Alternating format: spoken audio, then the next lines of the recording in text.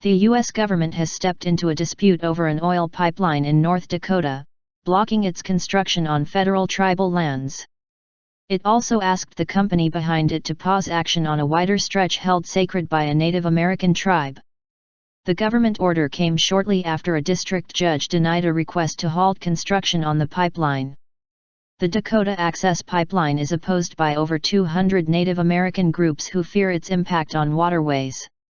The $3.7 billion, $2.8 billion, project will pass through 4 states, close to lands that are sacred to members of the Standing Rock Sioux Tribe.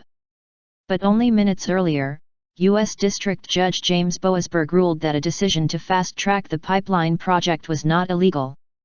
The federal government then in effect overruled the judge, calling on the Texas-based company to voluntarily halt construction temporarily within 20 miles of Lake Oahe, which is considered sacred to the regional Native tribes. This case has highlighted the need for a serious discussion on whether there should be nationwide reform with respect to considering tribes' views on these types of infrastructure projects, a joint statement by the Departments of Justice, Army, and the Interior said. The Standing Rock Sioux Tribe called the Obama administration's intervention stunning. Our hearts are full, this an historic day for the Standing Rock Sioux Tribe and for tribes across the nation, Tribal Chairman Dave Archibald II said.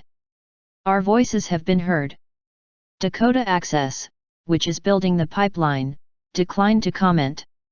When fully connected to existing lines, the 1,770 kilometers, 1,100-mile, Dakota Access Pipeline would be the first to carry crude oil from the Bakken Shale, a vast oil formation in North Dakota, Montana, and parts of Canada, directly to oil refineries on the U.S. Gulf Coast. Environmental and local activists believe that the transporting of up to 570,000 barrels of crude oil a day will endanger local waterways. But proponents of the pipeline believe it to be a safer method of transporting oil than the current methods, rail and road. A coalition of oil and business interests said the government's move could threaten the jobs of thousands of workers.